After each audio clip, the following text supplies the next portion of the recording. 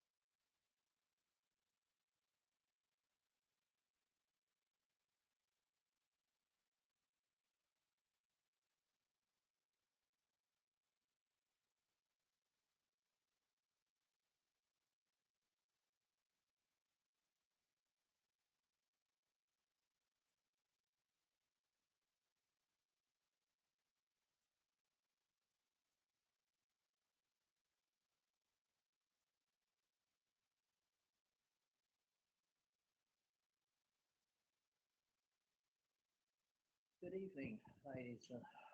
Sorry, it's all gentlemen, isn't it? Good evening, gentlemen. Needs to be closer. Okay, thank you.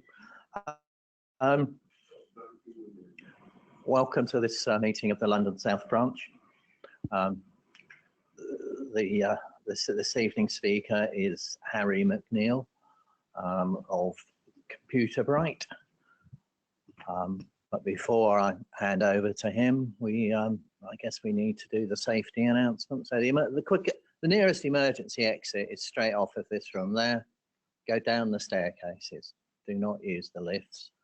We aren't expecting an alarm, so if it does go off, it could be real. There are toilets there, and there are toilets at the other end. There is another staircase up that end of the building as well. Okay. Tonight's subject is driving value from company acquisitions. So following a merger, how do you make it work? My my only experience of this was some years ago, merger of Mercury Communications with numerous cable television companies. I mean, you probably just about remember Mercury. After two or 3 years after the merger, I was still running, as I was still responsible for 16 billing systems, and there were others. I think the total in the company 3 years after the merger was 22 billing systems, and of course lots of others. So I guess that was an opportunity missed. I think on that note, I should hand over to Henry, who I'm told will take questions as he goes. So please interrupt. Yeah, I'm Henry McNeill. Thanks for the introduction, Chris. You meet some of the most interesting people at workshops. I met Chris for the first time a few months ago at a Rotary workshop when we were looking at trying to improve Rotary and how to attract new members. And I suppose maybe just as a bit of a plug, actually, if you're ever interested, I found it a very gentle introduction into getting involved in charity work. And if you are interested in that sort of area of expertise, feel free to give a chat to Chris or myself about how you could maybe help. We've done some interesting things in our own local community, which, I find, very valuable personally. I don't normally start off talking about myself, but I will this time, actually, because last month I celebrated 30 years of being in business. So it's quite a long time. And I've actually enjoyed my sort of consultancy life. Whenever I started off, I think probably the first major thing was electricity privatization. That's going back to those days. Probably the first big merger I got involved with was with XL Logistics and British Road Services and Pickfords in transport and logistics. And then a bit like what Chris was saying, I got into the telecoms bug, and I was in there for about 8 to 10 years. I must have got done about 12 or 15 acquisitions and did a similar number of due diligence exercises as well. Most recently, actually, I've been working with companies that have gone through multiple acquisitions over the last sort of 6 to 8 years. And I suppose that's my main area of interest and expertise. So maybe to start off with, to try and frame this here, what actually do we mean by an acquisition? And sometimes an acquisition can be as broad as it's long. Some of the smallest acquisitions I've been involved with has actually just been buying a customer base, where there's no other sort of physical assets associated with it. You just actually buy a list of customers, pump it into your systems, and away you go. You've got sort of added value, added revenue, and whatever else. You may have to do some fiddling around with products and services, but it's pretty straightforward normally. Or on the opposite end of the scale, you've got things like, whenever a corporate buys over another corporate. And probably the last big one that I'm aware of in this country is whenever Ladbrokes bought over Coral. As part of that acquisition, it meant that the Competition and Mergers Authority had to get involved. They had to advise which shops they had to open and close to allow that particular merger to go through. So there's a whole dose of complexity, even looking at the shop's point of view, never mind the systems, the business operations, and everything else. So it very much depends on the type of business that's buying another business. But the vast majority of M&A activity is going through what I would call mid-market stuff. And the things where I've been involved with most of it is in the sort of acquisitions in companies between sort of say £5 million sterling to £500 million sterling. And they're sort of reasonably common in the respect that they've got the full area of business functions you've got to consider. They've all got finance systems, they've all got billing systems, they've all got a certain amount of duplication and a certain amount of integration that you need to think about addressing. But and I think, let's see.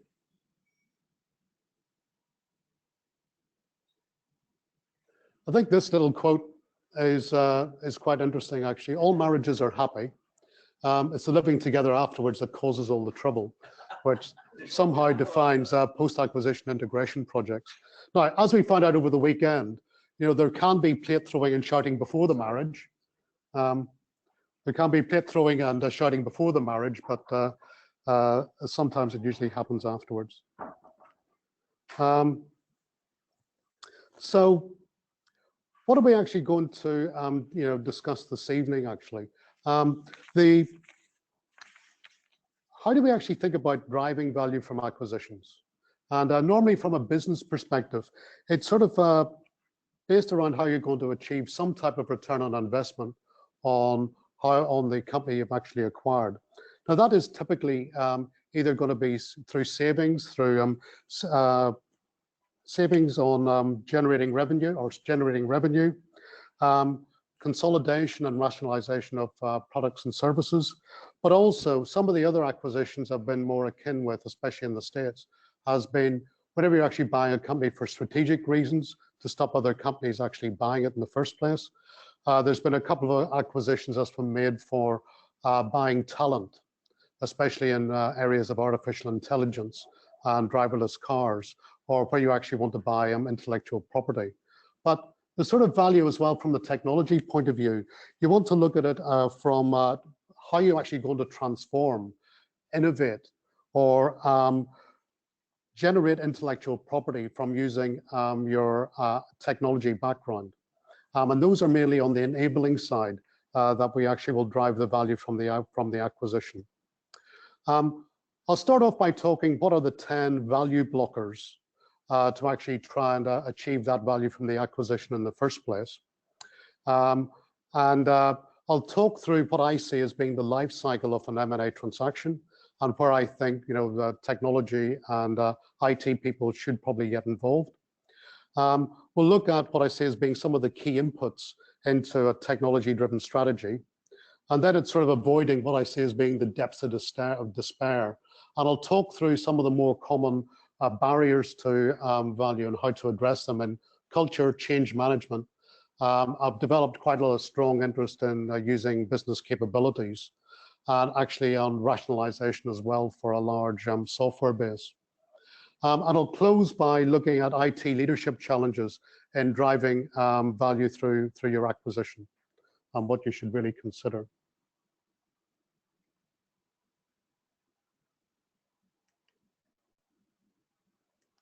There we are.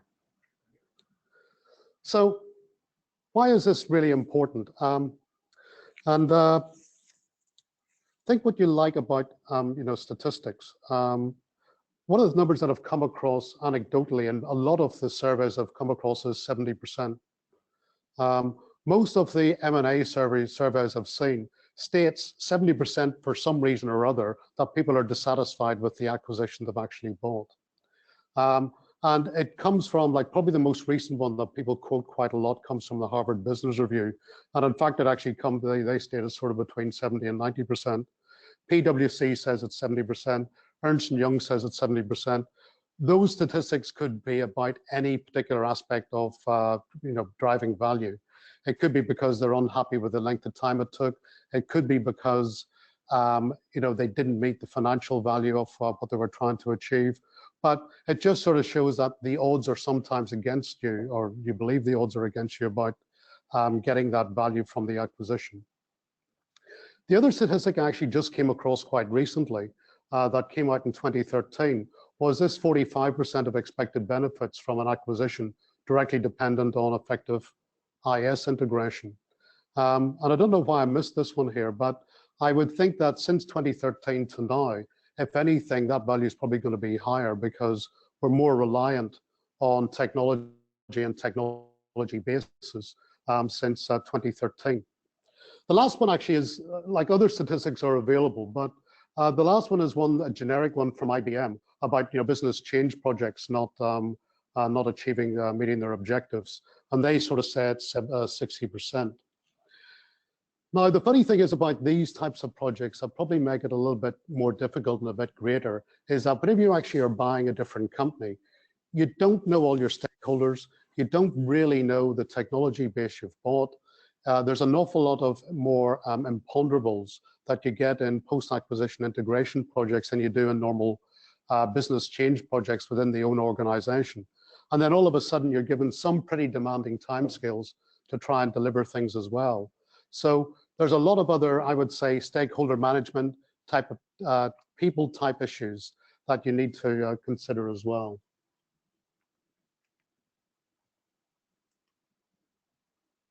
I particularly like this particular survey that came out a few years ago from Ian Hewitt. And it's one of the few cultural surveys I've actually found. They did a survey of 123 active companies. And you can sort of say, well, hopefully you can read some of it. But some of these themes here are common to a number of change projects. Some of them are specific to M&A type projects. So integration implementation and taking longer than expected is the popular one.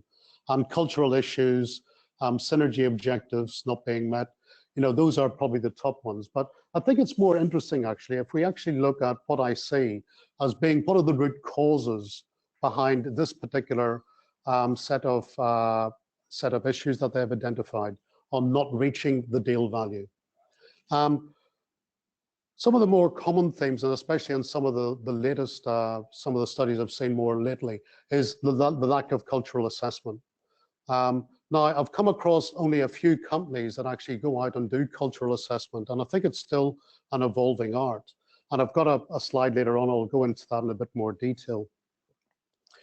Poor communications, I think in most change projects, it's an easy target to say why it's a bit of an issue. And then organization structure and deficient people management are also common themes in a lot of change projects. But on the other side, actually, on the right-hand side are the more sort of harder or project-oriented ones. And some of the themes are, the rationale for actually buying a company is quite unclear. The number of times I've come across people, saying, why exactly did you buy that company? And nobody sort of can actually answer, and people stand around looking at their shoes trying to come up with a reply. I can come up with some amusing stories with some companies I worked for who were run by people outside this country who just kept on buying companies, and we had to make up reasons why we actually bought them and had to do things with them. But they were just interested in doing the deal and getting on to buy the next company. Another one is actually insufficient due diligence, or maybe I would say maybe incorrect due diligence. And I'll go into that in a few slides as well. Inadequate planning and poor risk management are sort of common themes you get with a lot of other change projects. But I think one of the surprising things from this particular survey is that price came ninth. You know, people only complained that the price for the target was too high, and that came in ninth place. And I know from my own evidence that price is always talked about to the endless hours or into the early hours of the morning about how much you're going to pay for it. But once you've actually done the deal, it sort of seems to dissipate rather quickly. And I think there's only been a couple of occasions that I've come across where it's actually been brought up as a particular issue. So I'll talk through what I see as being the life cycle of a typical mid-market M&A transaction. And it starts off with the seller. And what used to be called grooming all those years ago, which I think is now politically incorrect. I think it's probably more tutoring or business process improvement. There used to be, well, there are still a lot of companies who actually, I think they're companies who actually get involved. I think it's more exit planning these days, and help to prepare companies for sale. And even some of the more recent business vendors are sort of focusing in different business sectors, such as software sales. And what they actually help, their main outputs is getting information about that company, usually onto a virtual data room. So you can go in, share the information, and have an idea about what the details about the company you're actually buying. Now, from the buy side, what is starting to evolve is people starting to consider about being acquisition ready. And making sure that you actually have a good sound knowledge of your own company before you actually go out and go through the acquisition trail when you're actually thinking about buying others. This here is becoming more valuable and a little bit more interesting because when you actually go through the due diligence process, you actually begin to think about, well, how am I going to map the company I have to the company I'm beginning to compare against? And you can look at, things like application architecture, operating models, and that sort of thing, and do your preparation work before you actually think about buying. And the other bit, I think that because there's so much technology involved in businesses these days, all of us are incumbent that we can actually provide, more input into the sort of targets we should be looking at. We want to think about, what is actually going to add value to the business we're currently in. Do we want to buy, do we want to go deep and buy more companies similar to what we are at the minute? Or do we want to go broad and buy additional services to attract more customers, we think, into our base? I know that, if I look back, especially in my telecoms days, we started off being a fixed line business. We bought a mobile business. We bought managed services, network services, ISPs, and we extended our range of customer products by doing extension type acquisitions. So when you've actually identified the target, you go through the typical pre-acquisition activities. And the one thing I have tended to separate out is what I would call commercial due diligence and integration due diligence separately. Commercial due diligence really focuses on the financial, the legal side of the company. And what it actually proves is that at the end of that day, you prove whether you're actually about to buy a good company or a bad company. But I think by looking into things a little bit more deeply and doing integration due diligence, when you're looking at more deeply the sort of processes, the applications, the IT infrastructure,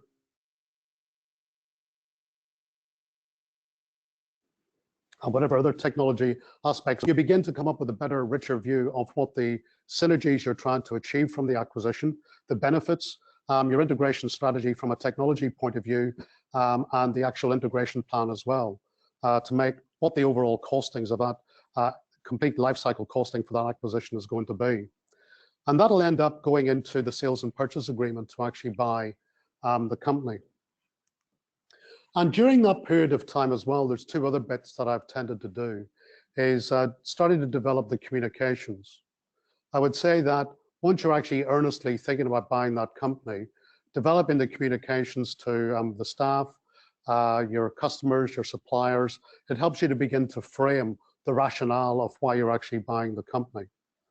And When you talk about communication, you mean the messages that you put out? Or you mean the messages. Yeah, Yeah, the actual physical messages. So how you actually tell staff the reason, the rationale why you're buying the company, why you're telling what the benefits are going to be to the customer base, that type of communication. and when they're going to be made redundant. And when they're going to be written. Well, when you tell that, well, yeah, you've got to be open and honest. And if you've got the plans in place before you actually buy the company, you can start to prepare for those communications to set those expectations. And then you go through the legal process for TUPE and whatever else. Yes, sometimes there are winners and losers from that point of view. But the other thing is developing as a target operating model and being able to come up with models on how you're actually going to integrate the businesses together. So,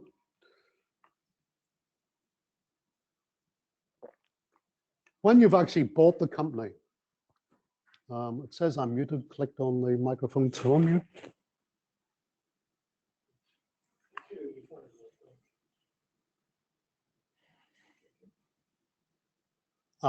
Unmuted.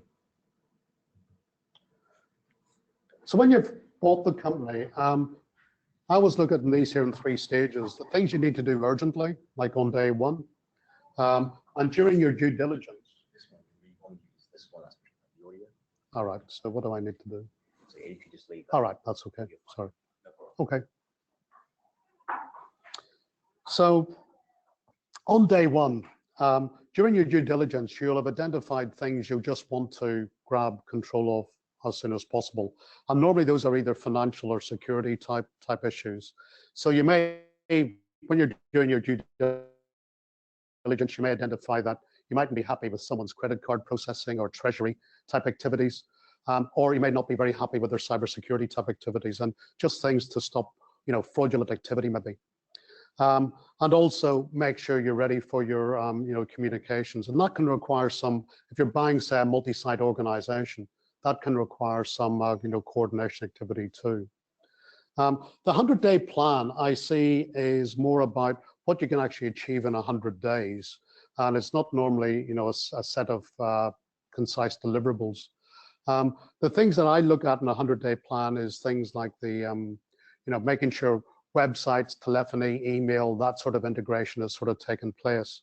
But I think the most important things you do in the first 100-day plan is more about getting people together and starting to validate, the assumptions that you've made during your strategy planning and synergies, and trying to work out whether they're actually really, really achievable.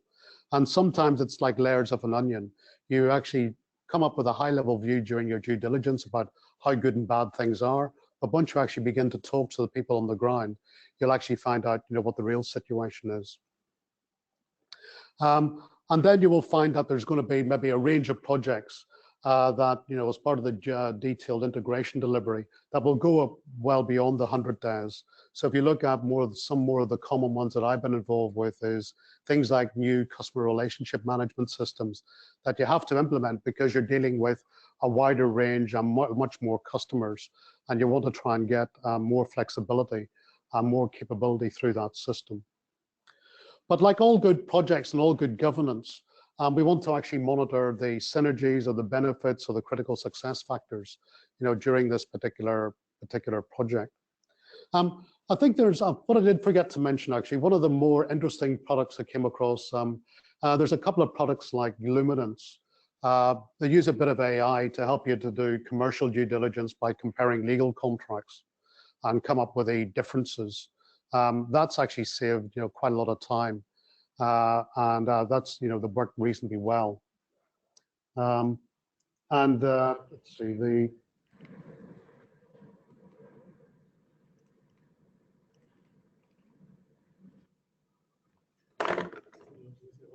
It's great actually. There we are. There's a new arrow in the middle. Just put in this here as material information. I remember in the olden days, you actually had to go to a physical room to look at documents to do your due diligence. You weren't allowed to bring any of the documents outside the room, and spend many happy hours in those. But nowadays, it's normally shoved up onto a secure site called a virtual data room.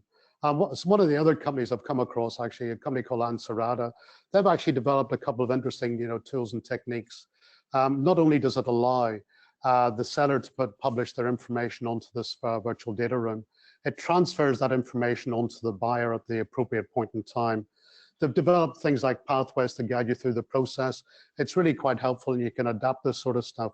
And there's a few other companies that do this here, but it's quite an interesting bit of technology that's worthwhile saving time. Ansarada, they're an Australian company. Luminance is a British company, so I believe. So the funny thing is about M&A work actually is that whenever you actually buy one company, for some reason you become more attractive to investors, and they'll want to invest your company, so you end up buying another company. It's like waiting for number 10 buses. You could wait for a couple of years before you buy your first company, and then 3 come along within the same year. That's happened to me on a few occasions. Now, why I'm sort of bringing this up now is that sometimes this here happens when you're in the middle of your first acquisition. Then all of a sudden you've got to deal with a second acquisition. And you've got to, from an IT management point of view, you've got to think about how you're going to cope with that. And if you know that you're going to go through multiple acquisitions, it may be worthwhile thinking about developing some type of acquisition or integration practice within your business, because not one person or not one team can deal with multiple acquisitions, especially if they're going to be of a reasonable size. So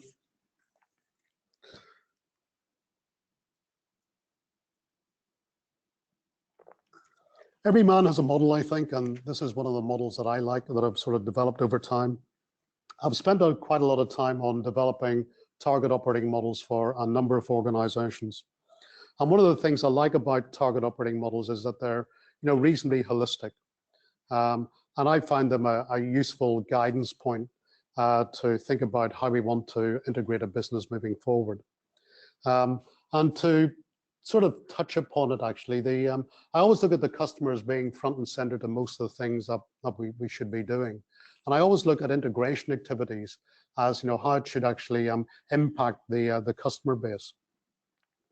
And I normally layer target operating models in a number of ways. If you remember when I was talking about integration readiness, you could develop your own sort of current state operating model to act as a base point.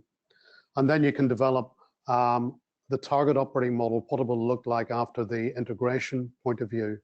And the difference between the two would help you to drive a change management plan to help you to get there. To give you an example of where I use this here, most recently, I was working for a reasonably large group IT department, and from their strategy, I identified what particular type of capabilities we needed to deliver as part of their strategy. So we identified the capabilities the way they were today. We identified the capabilities of where they were going to be in the future. They were moving from a managed services to a cloud environment. So there was quite a lot of infrastructure change that was going on. There was some cultural issues, although in this particular example, we didn't really go into those very much. But the interesting bit was we interviewed most of the CIO's senior management team to gain that information, and we picked up their pain points as well. And from understanding the transition to get from where we are today and where we wanted to be in the future and their pain points, one of the things that actually came very clear was the sort of roles and responsibilities we needed to develop to get us into this future world. So we touched upon capabilities, organization structure, teams and people, and the technology and the type of services and capabilities we wanted to support from a technology point of view. And that worked as a pretty good checklist. And the output of that there was a reasonably sound transition plan.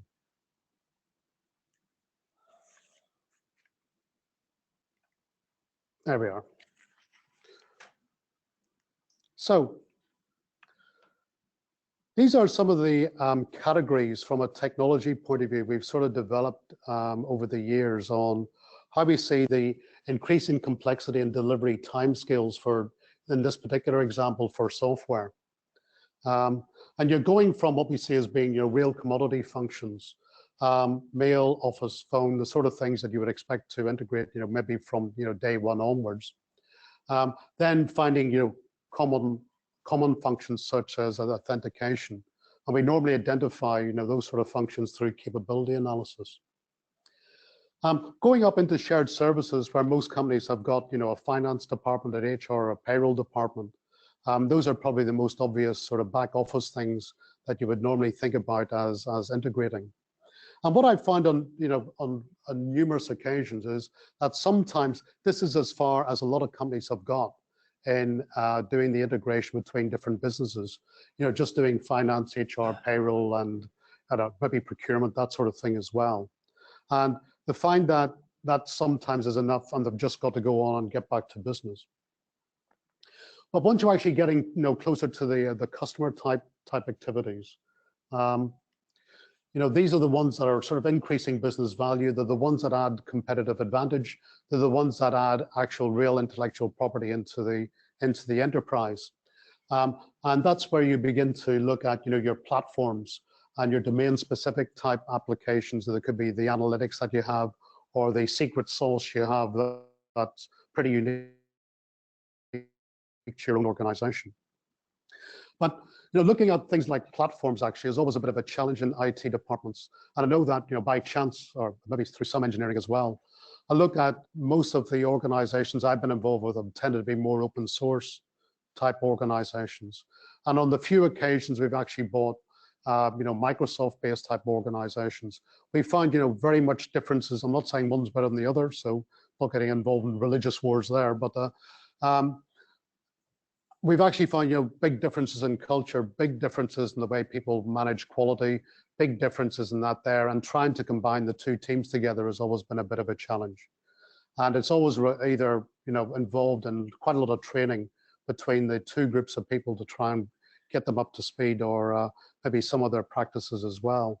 And I'm finding something similar as well and moving into cloud native environments where some people are finding it difficult to move into those areas. But it's this areas at the top actually that will actually drive the real business value. And whenever you actually get involved in developing platforms and developing the real products that meet your new integrated customer base, that will be the interesting part. Now, on the opposite side, actually, if you're looking at things from the highest rationalization value, it tends to be the more common things at the other end of the scale.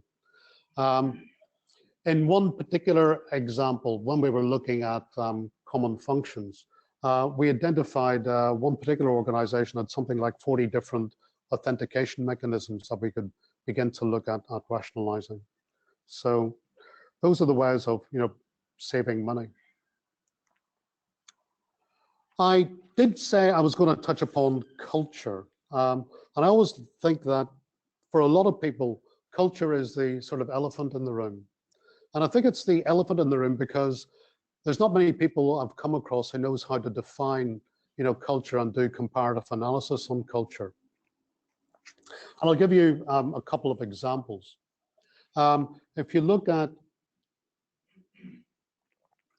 one of the recent well-publicized unsuccessful acquisitions and integrations was Daimler and Chrysler.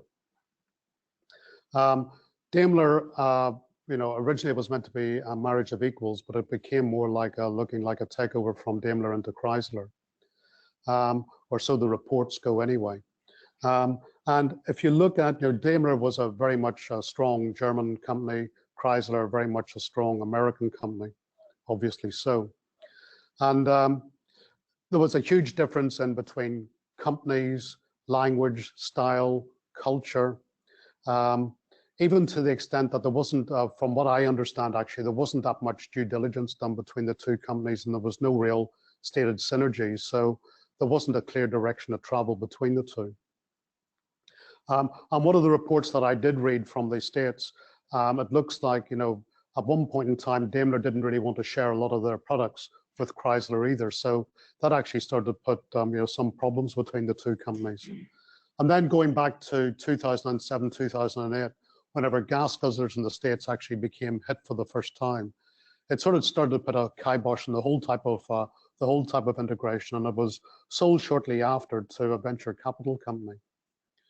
But to sort of give you a different example, whenever a cultural assessment was actually done by a consultancy I'm aware of, there was two similar professional services companies. They had a similar sort of customer base. They did similar sort of products. There wasn't a great deal of difference between them, apart from the style of the business. One was quite a strategic, visionary type company. The other one was much more thorough, dedicated, audit type organization. And they went through a cultural analysis because one of the directors had some doubts about the differences between the people in the two organizations. And they went through these types of questions here. And what they actually found at the end of the day, they couldn't really see how they could get the people to work together to drive the integration forward. And they decided not to go ahead with the acquisition. So in the words of Donald Trump, that has come across me a couple of times recently, sometimes the best investment is the acquisitions you don't make. And they probably were quite right about not going ahead because a lot of these things here are really down to people. Now, this particular example I've put up, you could begin to look at, this is a larger, more mature company buying a smaller, innovative business. And if you look at some of the top ones like cost optimization and invest to scale up, they're sort of reasonably close, and from a material point of view, it probably doesn't really matter that much.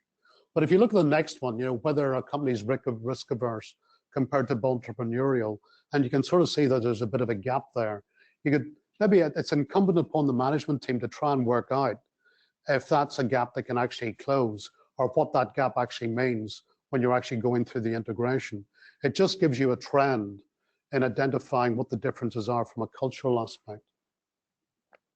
I would say things like centralized command and control against decentralized decision making, and low-cost staff versus a company that's wanting to invest in people are other topics that are worthy of being concerned about. Other ones about pragmatic software testing compared to shift left testing. Those are things that you can train people in, but could be still seen as being material.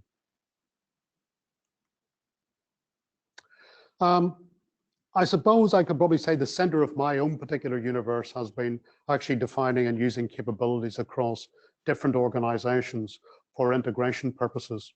And I thought it was worthwhile just to try and give you a description and an example of what we've actually done. So if we look at broadly speaking, the different types of capabilities, and normally they're either sort of business ones or technology ones. So the examples that I've used recently have been things like billing management from a business point of view, or things like application quality management from a technology point of view. And you go through some type of definition of what that capability actually means. From a mapping point of view, I would say those are the ones that you can map capabilities against many things. But I would say strategy, application, and processes are probably the main ones that have actually done mapping across different organizations to show the differences to drive change management plans. But one of the interesting reasons why I use capabilities is that they're not prone to change. An organization either uses a capability or they don't. And unlike processes and applications that can change, they actually give you a pretty firm base to work against when you're actually comparing organizations together. The example that I probably used the most was actually in quite a complex software organization. And their systems had grown organically over time and were becoming increasingly difficult to manage. And what we did, we actually mapped the applications to the business capabilities. what we actually ended up finding is that there was many applications that had a large number of capabilities that actually was able to describe people for the first time the level of complexity that we're actually managing against. And it actually helped them to define why they find it really difficult to migrate away from their current systems and close them down to get into the new world because they were just doing so many things. So we came up with identifying how the capability was doing in the current as-is environment. We had an idea about how it was going to happen in the to-be world, but also we came up with an index of complexity as well. So in a simplistic way, if an application had more than, say, 30 capabilities, we deemed that as being complex and therefore more difficult to manage and more difficult to migrate from. And we could start to plan, for those particular areas, and knowing that we weren't going to get any value from those for some period of time. Software rationalization is sometimes quite difficult, actually. In this particular example, we were given the challenge of looking at about 350 bespoke applications. And we didn't really know where the starting point was. And they were developed in different platforms, software, and everything from Microsoft through to open source through to cloud. And what we ended up doing, we developed a consistent set of application architecture across the organization. And we used a series of workshops with the subject matter experts to develop those.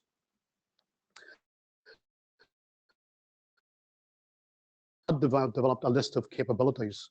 We actually ended up calling out a business reference model. And from those capabilities, we broke them down into technical capabilities.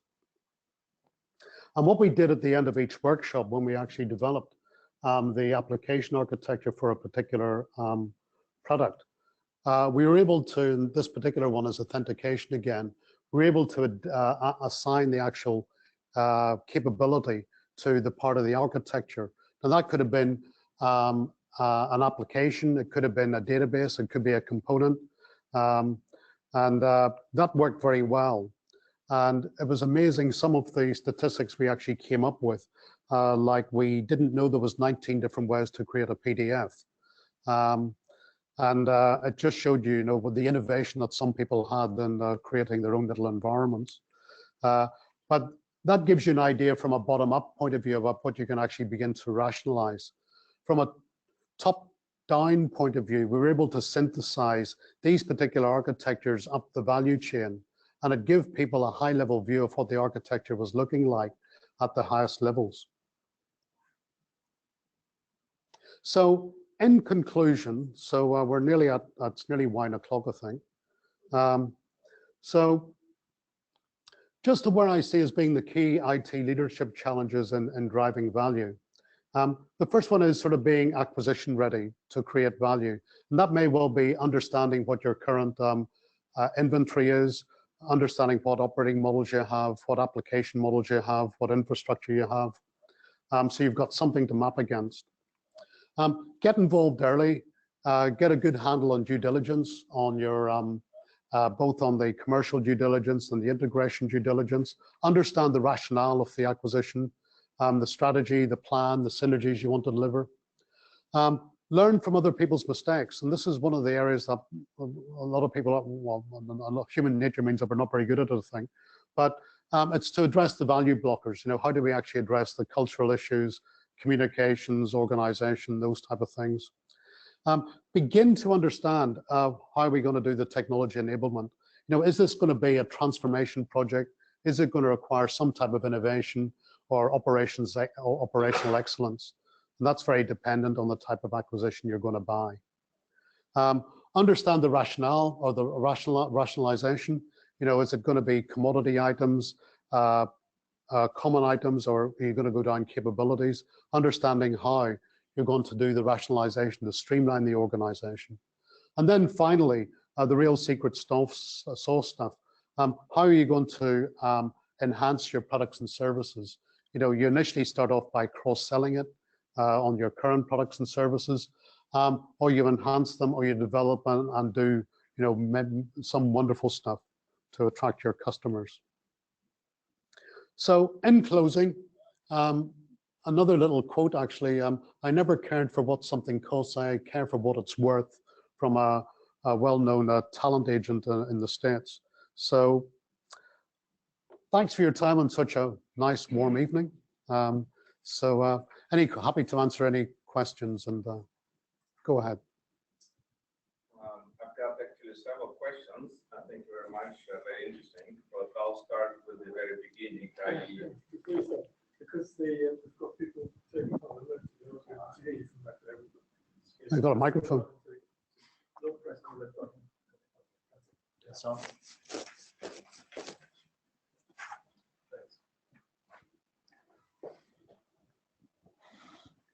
thank you, Henry. Very good presentation. Thank you very much. Thanks. I think it's on, yeah, it's on. All right.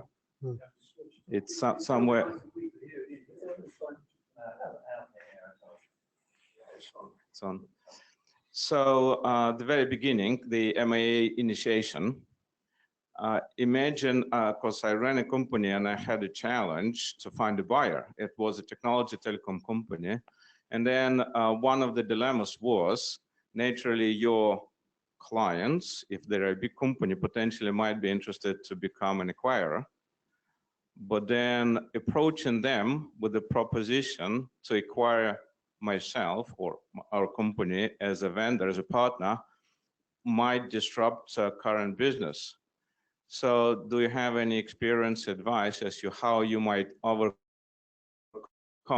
this challenge, and how would you pitch or bring this up to your existing clients if you want them to consider you as a potential target? So are you talking about disruption from the internal side or disruption from your client side? Well, disruption meaning, well, it's the relationship will be disrupted, because if there is like supplier customer relationship and they pay certain price, and once you open your books, they'll know how much money, your margin, your profit, your weaknesses. So if they decide not to acquire you, then they may use that information maybe to their advantage in the normal course of business. That's always a very difficult one, and it's normally covered by non-disclosure agreements, which we know are very difficult to enforce. Legally, you can be as tight as you can, but you normally would have to get people to sign some type of compromise agreement, I think, to try and keep that there secret. It's not only about releasing that information to the public, but also, for example, if I issue an invoice £1 million and they happily accept and pay that amount, but then if they see I make, I don't know, 80% margin, the next time I issue them £1 million, they'll maybe give me a discount 20% more if they don't buy me as a company. You know what I mean? Yeah, I do actually. It's difficult. I'm not too sure. But the thing is, actually, you've got to work out. Some of these things are a judgment call. If you actually believe that company has got the intention of buying you and they decide not to, is that what you mean? Yeah, but you wouldn't know until you ask a question. Yeah, I don't think there's a simple answer to that. The thing is, once you actually begin to communicate people about your financial situation, it's a people thing, unfortunately. You've got to actually, believe that you've got some trust in the people that I think it was Warren Buffett who said, don't do business with bad people. It's once you actually, begin to tell people what your margins are, it's always going to be a very difficult situation to try and recover from that. Those weaknesses, compare other customers, partners, supplier relationships, many other components there. Yeah, it's not easy. I'm afraid I don't have a direct answer for you. I wish I did. It would solve a lot of problems. Could you exemplify what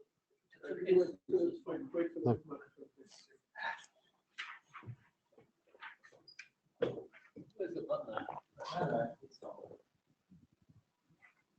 I'm thinking about you gave some examples, but not ones I would recognise from the current research use and that sort of thing. So if I suggested a couple of things, TSB, who took TSB? Was it the Spanish? Lloyd's. Lloyd's. No, Lloyd's had TSB, but they disposed of it. Oh, was it Santander? Santander, was it? Whoever acquired it. It was Santander who had the, yeah. It wasn't Santander, it was another Spanish bank. But there was then a terrible disaster. I mean, I'm concentrating on the technology aspect. Yep. It was a terrible disaster. Did you take any note of that particular case, and could you give us an example of what particular thing you thought was appropriate that was specific? Well, I think that, I didn't follow that particular thing deeply, but I think that the issue there was that the Spanish bank was enforcing the IT systems into TSB. And I believe that it was not thoroughly tested. And I don't know whether, criticize me here if I haven't got this here quite right, but I got the impression that the UK IT team didn't have a full handle on what was being done. They weren't fully involved in the testing. So therefore, whenever they were trying to run it, either on volumes and types of products and services, and it's working across the infrastructure because people couldn't get access, it was just a disaster waiting to happen. I think it was more of an integration issue rather than a real M&A issue, to be quite honest. I think that's what it, but it's all part of post-acquisition integration projects. Could you offer then a real world instance example of relatively recent, something we know about, of something which was specifically M&A? What that didn't work? Well, or that did work? What about what's that advertising? WPP. Well, that guy went on acquiring companies Yeah. after the other. That would qualify as mergers and acquisitions. Yeah, very much so. He was quite aggressive in that, and was very successful doing it. Unfortunately, unlike the TSB and the Spanish bank, they weren't terribly technology specific, were they? It was more about culture and so on and so forth. Yeah, like it was. I think it was more about the way the whole project was. The stakeholders and the way the project was developed. I think I can't really give much more detail than I've already given. I mean, I have a feeling at the moment we're so good at gobbling companies up. If you look at some of the, probably the most famous ones actually, if you look at Cisco in the 1990s, who were probably between Cisco and Oracle in the 1990s, they were the first companies that actually were very, very successful in doing multiple acquisitions at the same time. They actually developed real post-acquisition integration capabilities for the first time. And I think from memory, Cisco between 90 and 97 did something like 70 technology acquisitions and made money from it. Yeah. So that's one example where it was quite good. Oracle did something similar. I don't have the figures for Oracle. But they actually did acquire quite a lot of companies. And if you look at the way they've probably rebranded things like PeopleSoft, they've done reasonably well. Or my perception is that they've done reasonably well. I don't have any other evidence to back that up, I must admit. But I know Cisco did well. And I know that back in the 90s, whenever I was involved in doing acquisition of telecoms companies, we were buying Cisco Silver and Cisco Gold partners, and they got an incredible amount of support from Cisco. And one company we were looking at were actually considered to be, wanted to be, acquired by Cisco. So yeah, that's good. That's helpful. What I'm looking for is some examples I could bone up on to see how this translates into real life stuff. Cisco is good. If you look at like Facebook have bought a number of acquisitions, although they've actually ended up spending quite a lot of money on unicorns and things like that. but they've actually tried to do integration, which hasn't always been successful. I must admit, actually, a lot of the other companies I've come across are companies that, you know, probably you haven't heard of. Like if you look at company that was sold recently, Nex, to CME for 3.9 billion. Nex were based in the city. They did a lot of post-trade software. They were one half of Nex that I know reasonably well. They were made up of 6 fintech acquisitions. And also they were made up of what was the original part of TPICAP. You know, so there is some businesses out there that go out and have done reasonably well from, you know, acquiring companies. Like 3.9 billion was a great price that was achieved for that British company. I was wondering about scale as well, relative scale in terms of the acquirer and the acquired. Because if the acquirer is big enough, then you know, you can nibble up small companies without too much risk. Cisco did. Yeah. And also there's different approaches that corporates take with smaller companies. If you look at something that's more traditional in pharma, pharma companies like GSK will buy small companies that are going through drug testing and leave them alone intentionally for a period of time. They'll provide them with, you know, either sales and marketing support, but they won't go out and integrate them because it'll disrupt the culture of that particular type of organization at that point in time, which I think is an intelligent way. If you read the press, you always get the impression that once you buy a company, you've got to integrate it immediately. I look at, believe it or not, about most of my business actually in my working life has come from companies that haven't much later after their original acquisition date. So just because you bought a company and because of your scale, focus, and whatever else, you may choose not to integrate it and gain all the synergies on day one. Okay. An online question. Thank you. Andrew Deed is asking, do you know anything about the Microsoft acquisition of Skype? What was the process there? I can quickly answer that and say no.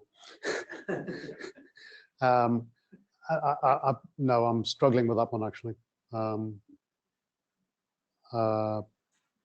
I'd love to, but I can't.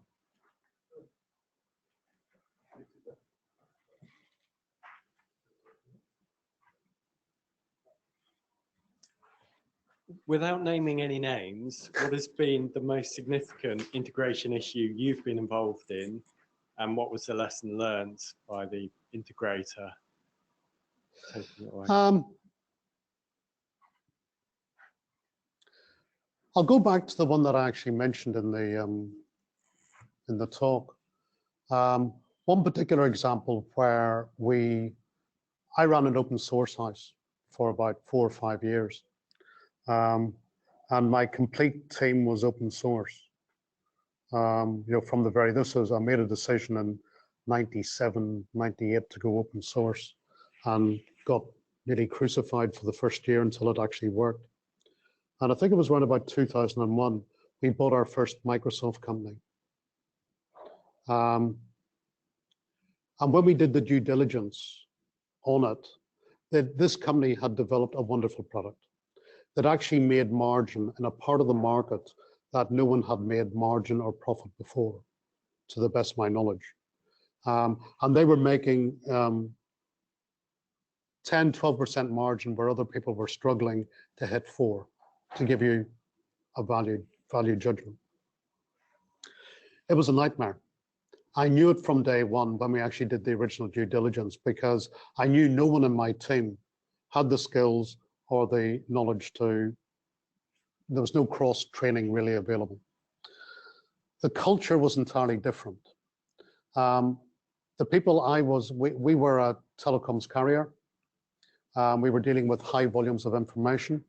We were scalable. We had to thoroughly test everything before we were doing some stuff that was reasonably innovative at that point in time about distributing large amounts of call records and telecoms. The these guys were dealing with volumes on a micro scale compared to us, but they were actually getting a lot of value.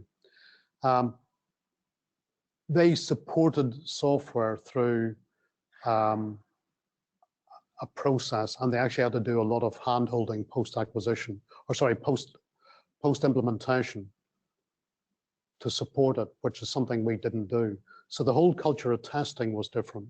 So I would say that one of the things that I learned from that there is to look at how technology companies test things, as that was probably the biggest indication I found of quality. Because if they take testing seriously, you can sort of think, yeah, this here looks like a good company. And if they don't, you know, this is going to be a nightmare. Also, I had a team of about 40, 45, 50 people, I think, at that time. We were buying a team that had 4 or 5. It was sort of command and control. The one person in the center knew everything. He delegated everything to the 4 or 5 members in his team, whereas I was very much more distributed. So therefore, the management styles, you know, did not align. I'm trying to think something where we actually find a similarity, but I'm struggling here. You know, every aspect, if I went through that, you know, the list on the culture side, I could sort of say we were, you know, we were sort of round about there. And even the way we ran team meetings, or didn't run team meetings is maybe a better way of putting it. You know, everything was just, and I'm not saying one was better than the other, because they did a really good job. They sold the company for, they got a good deal. You know, they achieved their objectives, and I really admire them for that. But it's like what I said, that's why I make the difference between integration due diligence and commercial due diligence. We bought a bloody good company, but to actually do the integration, it was difficult. Does that answer your question? Yeah. So.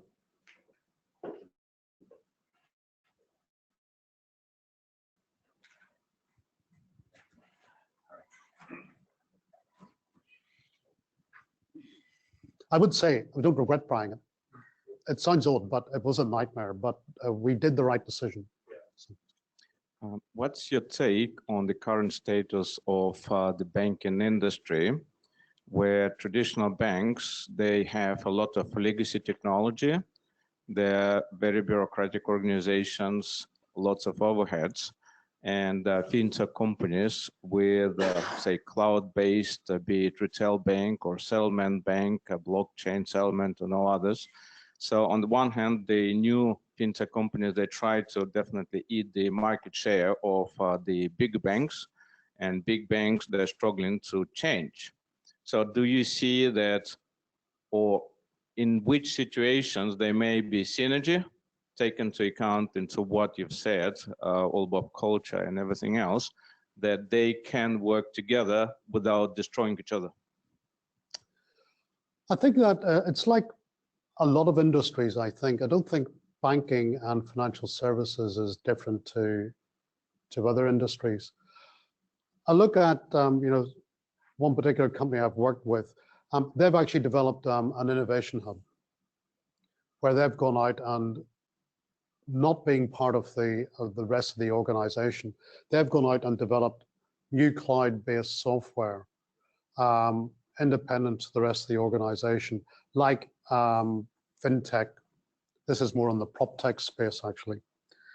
So I think, you know, from the traditional banks, I think it's incumbent upon them to start to think about either developing or having their own innovation hub to create their own future. Because if they don't, you know, the fintechs that are happening nowadays will start to eat up their customer base anyway. And there's a couple of, you know, I'm dreadful with names, sorry, but I know there's a couple of really good, you know, challenger banks on the retail side. I haven't seen so much more on the B2B side on these here, but on the retail side, there's a number of interesting banks. I think if traditional banks, you know, don't, like any other industry, if they don't start to change themselves, they will begin to lose it. But there's a certain amount of care that's got to be taken. If you look at, you know, companies saying prop tech like Purple Bricks, you know, they're now finding it difficult to maintain their market share and maintain their profitability. So there's always a balance between, you know, being first to market. I think it's going to be more interesting once we get into the second to market and the more mature cloud-based fintech businesses. That's going to be the ones that are actually going to be more the real challengers, I think. So does that sort of get to your question? Well, yes, to a degree, but definitely there is discussion, debate within those traditional banks that they need to change. But it seems they either don't know or they cannot, because they are so big, and those who are within the banks and they try to change, they simply cannot fight the monster. That's why they need to fund those innovation hubs, because you know the size and complexity of those businesses stop them from developing. I've actually carried out contracts at least one of these major financial institutions, which actually tried to do precisely that, to set up their own kind of subsidiary, which would be like a skunk works to trick up, you know, an online bank, or a challenger bank of their own, if you like, that they would own. And after about 9 months, the project was abandoned for reasons that I'm not sure of. Again, you know, I think they came up against so many resisting factors from the rest of the business. The one big advantage that, you know, our big four banks have is that currently the law requires that any challenger bank has to use them as the actual financial transaction service. So that's kind of a trump that they hold. I think once that goes, challenger banks will eat their lunch. But it's funny the way you said that, actually, because it begins to sound like a bit like telecoms. Oh, yes. You know, that sort of market, because if you're saying the traditional banks go more into wholesale banking and they begin to lose that retail edge, and that retail stuff is being picked up by the new innovative type solutions. That's where that sort of is going. And if the banks themselves, you know, can't transform themselves, it's sort of indicative that they can't do it. So they'll start to be, you know, you'll find that those type of solutions will be closer to the customer and meet customers' needs, whereas the traditional banks just can't do it.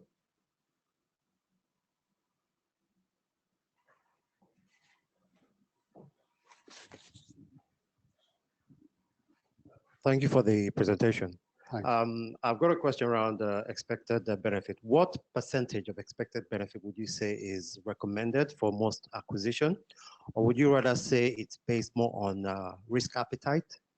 Some might decide to go for a 5%, but because they're after the market share, they rather go for, you know, the risk. Some might probably want to go for maybe 50% because they're more concerned about the revenue that comes from it. Second question would be, you gave some examples that some companies go into this habit of buying up or acquiring companies without clear rationale. Do you have examples of such, and where do you think that leads, actually?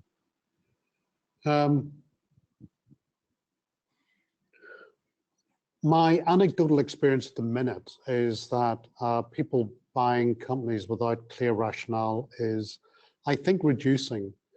I look at the people I've spoken with recently, I can see why they've considered their targets and why they've ended up buying the companies they have. I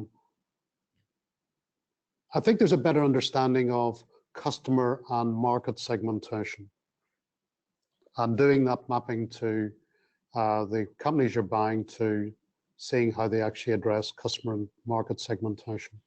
So I think there's a better appreciation. Maybe tools such as Salesforce that provide that information a little bit more easily than it has been done before, allows that to happen. Percentages tend to be very much more industry type focused. You know, so therefore the percentages you would get from telecoms is going to be different to pharma, and it's going to be different to property technology, or, you know, something else.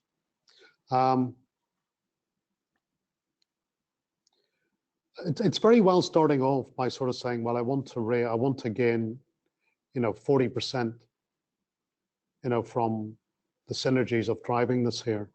And it's getting those synergies at the end tends to be the most difficult part of, you know, post-acquisition integration type projects.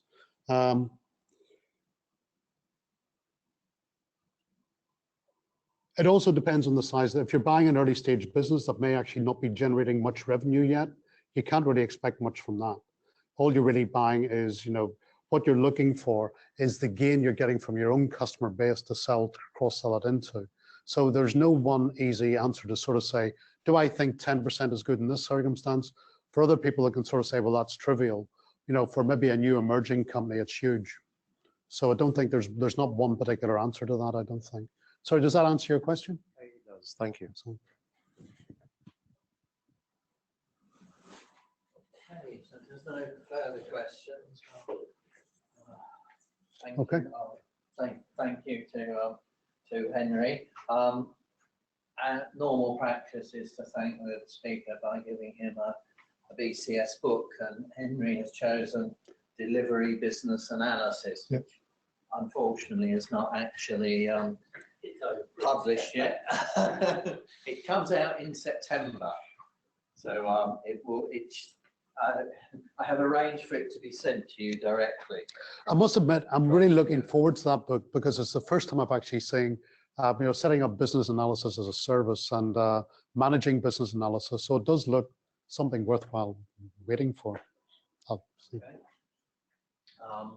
I can do a quick advertisement for our next event.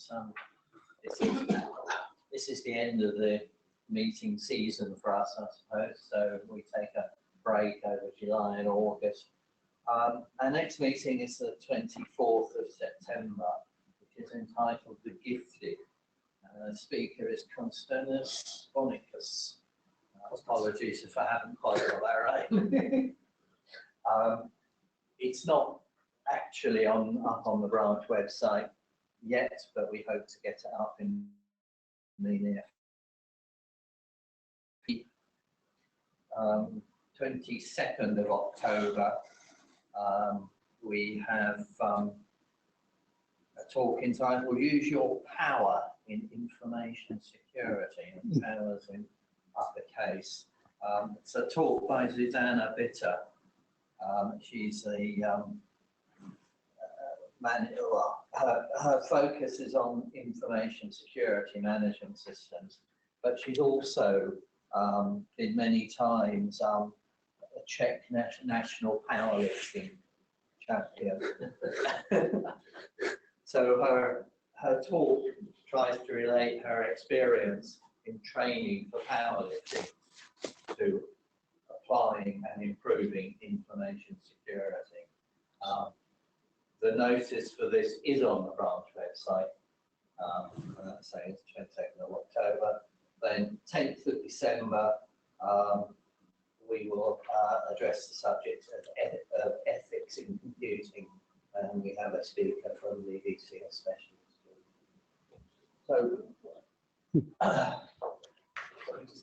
just to add to that, if you can't wait that long, the Business Change Specialist Group and the Software Practice Advancement Specialist Group are hosting a meeting on business change, which will be addressed by BCS President Michael Grant on the 30th of September, last day of September. It's free to attend. Okay. I think that ends it.